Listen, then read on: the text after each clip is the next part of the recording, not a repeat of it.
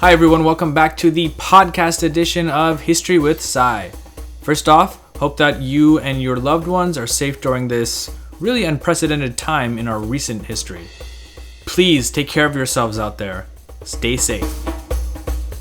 In the last episode, we ended with the Assyrian Empire just gaining its independence from the Mitanni and becoming a regional power in Mesopotamia and also southwestern Anatolia.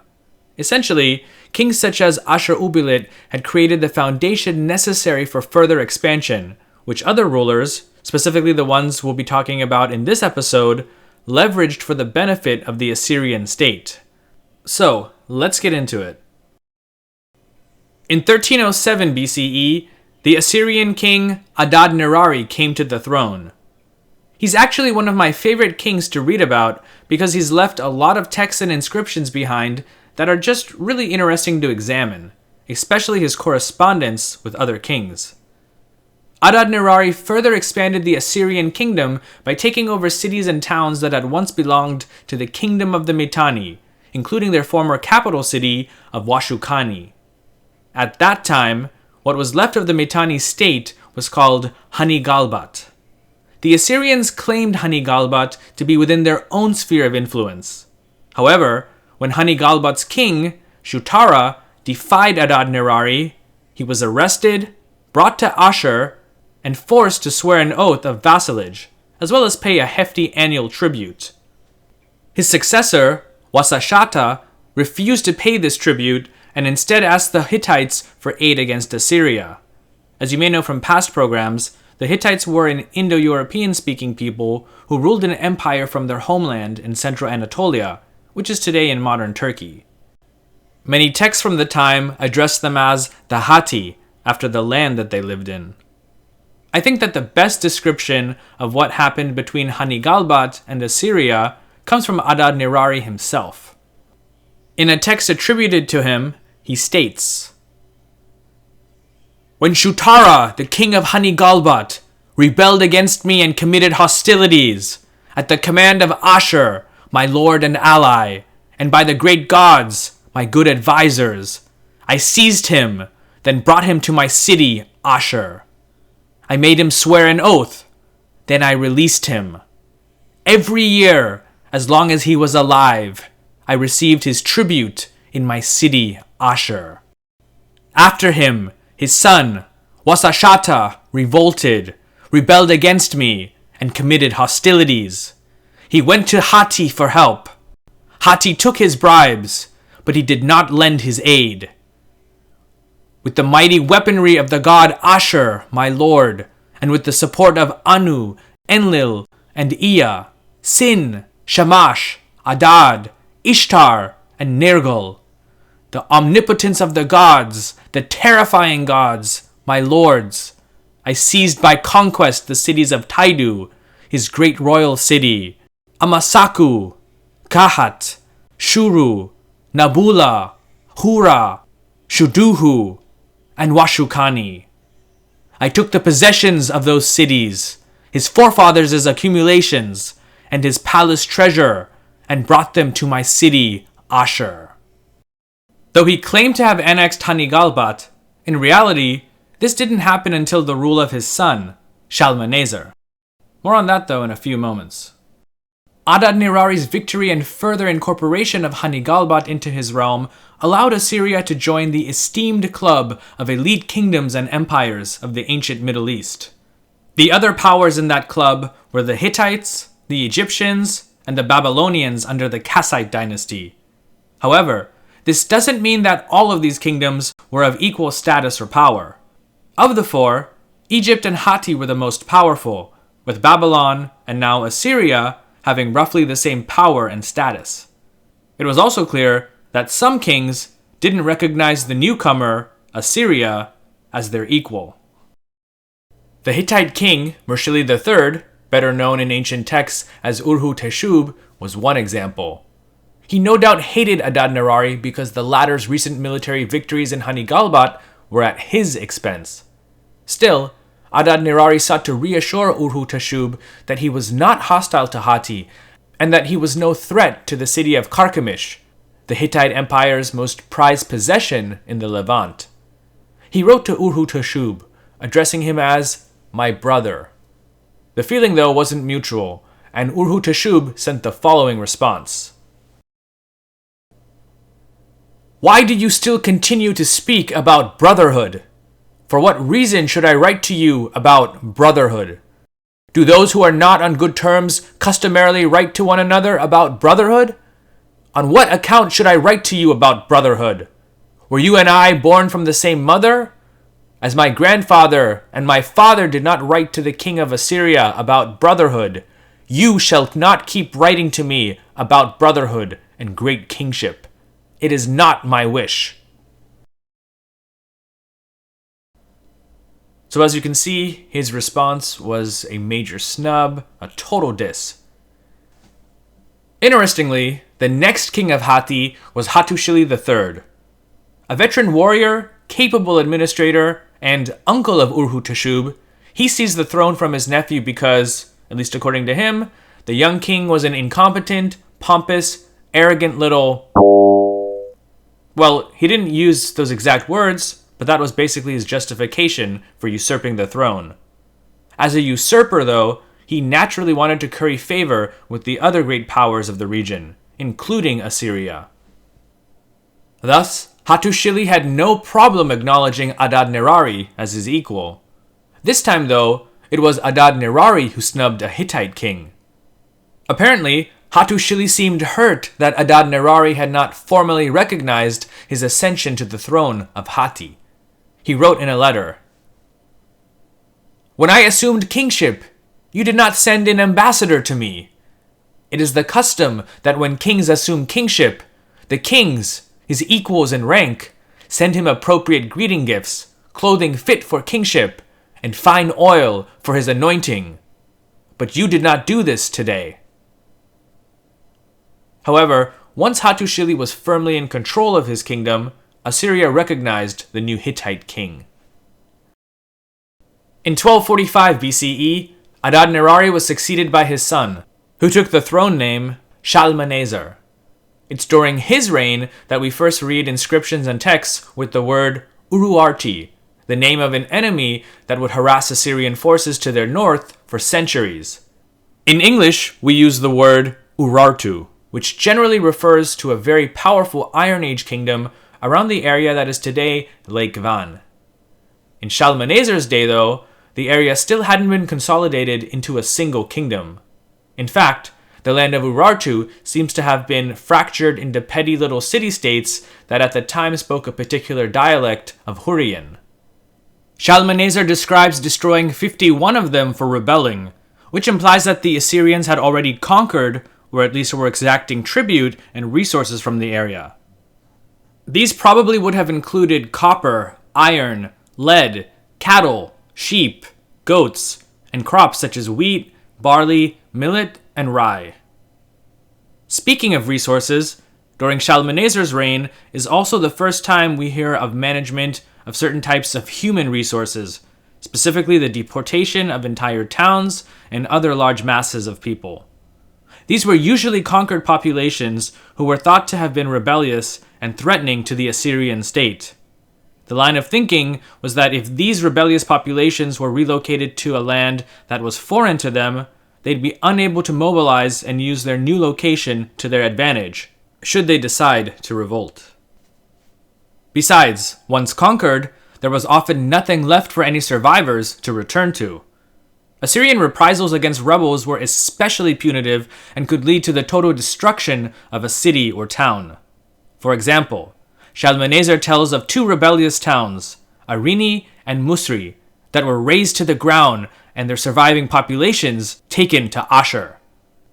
There, they would witness the soil taken from their ruined cities and scattered in front of Ashur's main gate, a symbol to the conquered people that their old homes were now dust and that they served Assyria. Now, by limiting such threats, or potential threats, the Assyrians were helping to strengthen their own security. However, perhaps the real reason for deporting people was economic. Assyria was expanding rapidly into new territories that had fertile farmland as well as natural resources and valuable metals. However, there were only so many Assyrians to go around, and these conquered peoples had skills. They were farmers, metalsmiths, woodworkers, all trades and professions that were very useful to an expanding state. Prisoners of war, though, had it the worst. For them, they were pretty much like slaves. For example, after a definitive campaign against Hanigalbat, 14,400 prisoners, according to Shalmaneser, were blinded and then deported.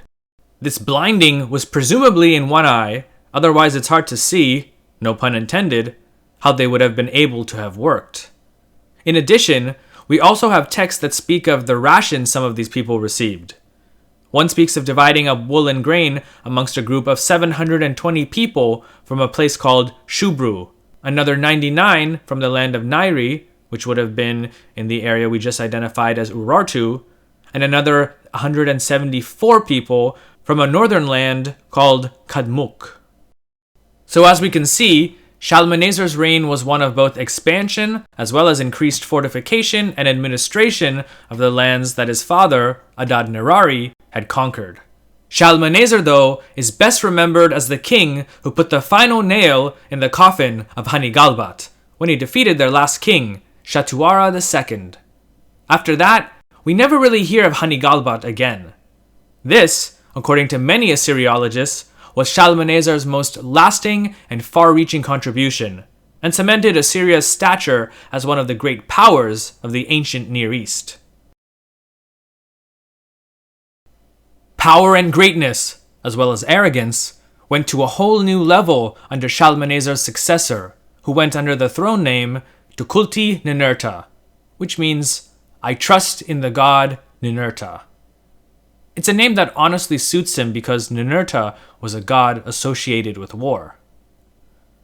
Tukulti-Ninurta is one of the more interesting, if not eccentric kings of Assyrian history. His early successes on the battlefield, the controversy he created, and his rather gruesome death have made him somewhat of a legend. During his relatively long reign, he not only consolidated Assyrian rule over the territories acquired by his father, but also extended the boundaries of Assyria further to the north, as well as imposed his will on Babylonia, leading to the rather sacrilegious plundering of its capital, Babylon. In his honor, he built a new capital city, Kar Tukulti-Ninurta, in part as a refuge from all of the political intrigue and personal danger that his somewhat reckless actions had brought upon himself. So let's talk about his reign. Tukulti-Ninurta became king of Assyria after his father's death in 1245 BCE, and right off the bat, he went to war with the Hittites and captured some territory, forcing its king, Tudhaliya IV, to sign a treaty that was favorable to Assyria. It's probably also around this time that the Kassite king of Babylon, Kashtiliash IV, made a major political miscalculation. Many historians believe that with Tukulti-Ninurta occupied with wars towards his northwest, Kashtiliash took advantage of the situation to seize some territory from Assyria's southern border. This was followed by a brutal, crushing response from Tukulti-Ninurta in the form of a military campaign that was just short of the total destruction of Babylon. We don't really have a Babylonian account as to why the war started, but from the Assyrian point of view, there's no doubt that it was Kashtiliash's fault. We get this feeling not from the inscriptions attributed to Tukulti-Ninurta himself, but more from a work of, well, you could call it literature, known as the Epic of Tukulti-Ninurta. Yes, Tukulti-Ninurta had an epic poem written and recited for the Assyrian public, where he laid out the case for his hostile actions against Babylon. Basically, it was framed as a cosmic battle between good and evil, where Tukulti-Ninurta was obviously the good guy. While some may simply dismiss it as a work of propaganda, the epic does offer a pretty detailed, though extremely embellished, account of Tukulti-Ninurta's conflict with Kashtiliash. Again, this is the Assyrian side of the story. In summary, the epic essentially states that Kashtiliash had broken an oath to the sun god Shamash. What specifically this oath was is not stated, but it's likely that it was some sort of treaty between the two great kingdoms. The epic then states that due to this, the god Enlil became furious with Kashtiliash and ordered Tukulti-Ninurta to seek justice. It then goes on to describe the several ways in which Tukulti-Ninurta showed his goodwill to the Kassite king, but Kashtiliash, described as being extremely arrogant, was unremorseful of his actions and continued his defiance. Finally, after all of Tukulti-Ninurta's peaceful attempts to resolve the conflict failed, he had no choice but to invade Babylonia to correct the great injustice brought about by the Kassite king. The story concludes with the Assyrian king becoming the new ruler of Babylon. This is actually a historical event believed to have occurred in 1225 BCE, and is described in one of Tukulti-Ninurta's inscriptions. At that time I approached Kashtiliash, king of Karduniash, to do battle. I brought about the defeat of his army. In the midst of that battle I captured Kashtiliash, king of the Kassites, and I brought him bound as captive into the presence of the god Ashur, my lord. Thus I became the lord of Sumer and Akkad in its entirety, and stood over its inhabitants with joy and excellence. Babylonian sources describe the same event in, well, different terms. For example, in Babylonian Chronicle 45, we're told that Tukulti-Ninurta destroyed Babylon's walls, slaughtered many of its inhabitants, plundered the Isagil, which was the holy temple dedicated to the city's patron god Marduk, and took the great statue of the god back to Assyria as a trophy. In addition, he then appointed his own governors and puppet kings to rule over Babylon in his name. Tukulti-Ninurta's sack of Babylon would ultimately be the bitter turning point in Babylonian-Assyrian relations. From then onward, until the demise of the Assyrian Empire, the Babylonians would always view the Assyrians with suspicion and contempt. In fact, this wouldn't be the first time that the Assyrians would sack Babylon and desecrate its temples. Future Assyrian kings would do the same, which we'll discuss in other programs. Now, before we go any further, I do want to read to you some of the excerpts from the Epic of Tukulti-Ninurta so that you get an idea of what it's like. Unfortunately, the copy that has been found is incomplete and has many sections that have been lost due to the passage of time. Still, what we do have is quite impressive. We start off with Tukulti-Ninurta pretty much praising Shamash and letting him know that he's his obedient servant. O Shamash, Lord, I abided by your oath. I feared your greatness. I kept your command. When our ancestors made a pact before your divinity, they established an oath between them. They invoked your greatness. You are the warrior who does not change, the judge of our fathers from old. And you are the God who maintains order, now observing our loyalties. Why has the king of the Kassites long frustrated your plan and your command? He did not fear your oath. He transgressed your judgment. He plotted malice. In this next section, Tukulti-Ninurta addresses Kashtiliash directly. Until I display your baldness behind you and you go to an untimely death. Until my eyes have seen retreats in your battle time and again. Slaughter. Now come to me in battle of soldiers, and let us examine the facts together. In this festival of battle, may he who transgressed the oath not rise up. Let them cast down his body. After skipping through some parts, we come to a point of no return in the conflict, where Kashtiliash regrets his actions, but it's too late. Tukulti-Ninurta, having relied on keeping the oath, planned for battle, while Kashtiliash's spirits fell because he transgressed the instruction of the gods. He was afraid because of the cry of the complaint to Shamash and the appeal to the gods. He was frightened and concerned. The command of the great king paralyzed his body like an evil spirit. Kashtiliash thought, I did not listen to the Assyrian. I disregarded the messenger. I did not appease him earlier. I failed to agree to his good plan. Now I have seen. The sin of my land is grievous. Immortal punishment has overwhelmed me. Death grips me. The oath of Shamash troubles me. It holds back the hem of my garment. You have brought evidence against me, an unalterable tablet sealed by my ancestors. I placed my people into a merciless hand, in an inescapable clutch. I gathered my people into a narrow pit with no escape. My sins are numerous before Shamash. My guilt is great. Who is the God who will spare my people from calamity? The Assyrian is constantly attentive to all the gods. And it goes on. A few other lines I like, basically where the gods fight on behalf of the righteous Assyrians, go like this. And finally, the gods come to the aid of the Assyrians. Battle lines were drawn up.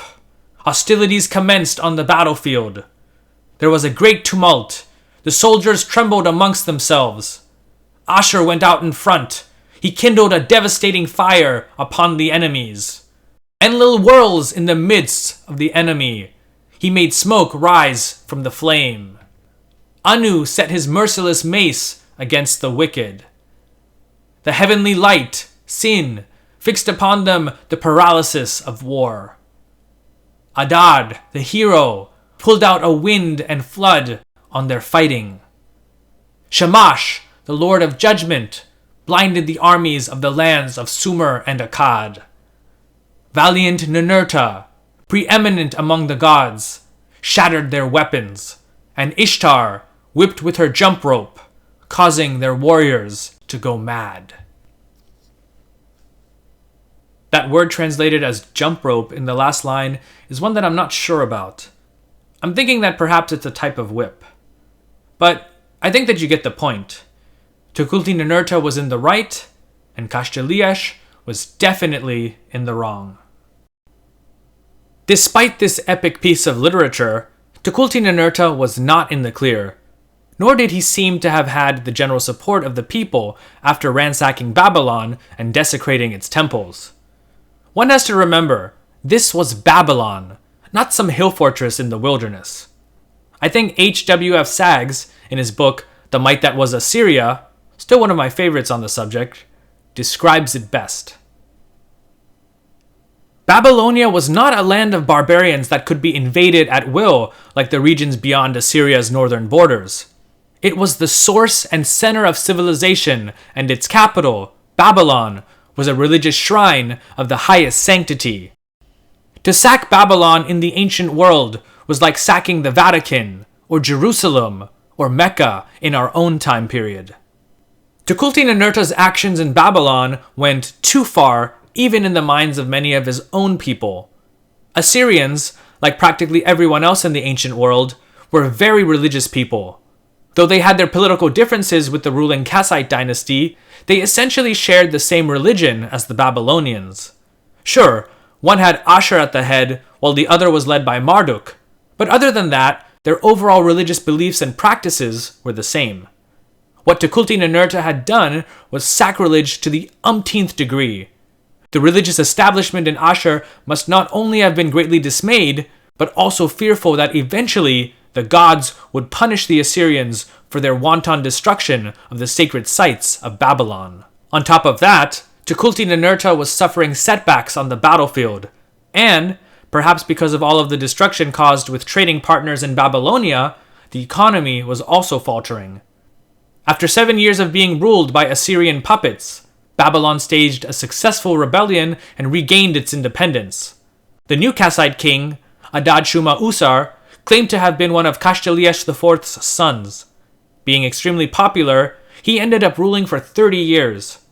All of this must have contributed to the loss of confidence that many Assyrians had in their king, which contributed to Tukulti-Ninurta's growing paranoia and fears that he would be overthrown, or worse, assassinated.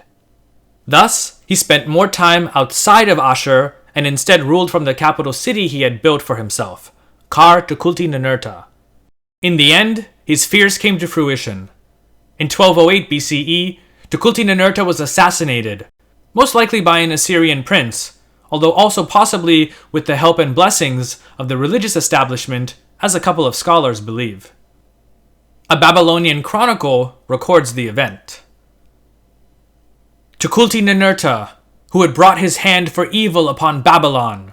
His son, Ashurnasirpal, and nobles of Ashur rebelled against him, removed him from his throne, imprisoned him in a building in Kar Tukulti-Ninurta, and killed him with a weapon. And so ended the reign of one of the Middle Assyrian period's most intriguing kings. So too did the rising power and prestige that Assyria had been experiencing for the past several centuries. A lot of this, though, may have been beyond the Assyrians' control.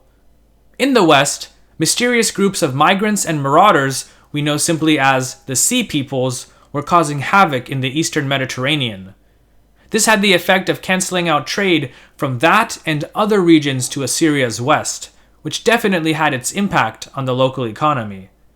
Assyrian texts also tell of how the Tigris River changed course, though it was eventually brought back to its normal route due to prayers and, more likely, Assyrian engineers. Along with affecting the city, such natural phenomenon may have also indicated some sort of climate change, which is what many historians and archaeologists believe was initially the main reason for the arrival of the Sea Peoples to the west. There were 4 Assyrian kings within the span of 28 years after Tukulti-Ninurta's death, all of whom don't seem to have done anything of great significance. Generally, so many kings within such a short span of time is an indicator of political instability. However, in 1179 BCE, the Assyrian king Ashur-dan came to power, and he ruled for 45 years and scored several victories against the Kassites in Babylonia, contributing to their eventual fall, although that was ultimately carried out by the Elamite king Shutruk-Nuhunte and his son, the latter who conquered Babylon and officially put an end to Kassite rule there. Though the Elamites ruled parts of Babylonia for a few years, the real power in Mesopotamia was once again Assyria. The stage was set for another king, Tiglath-Pileser, to take Assyrian power and influence to a whole new level. We'll save his story for the next episode of the Epic of Ancient Assyria. Thanks so much for listening, I really appreciate it, and I hope you enjoyed this podcast. There's definitely more to come in the future, but in the meantime, check out the History with Sai YouTube channel, and also some of the other content on Instagram, Twitter, and Facebook. Thanks again, and I'll catch you in the next episode. Take care and be safe.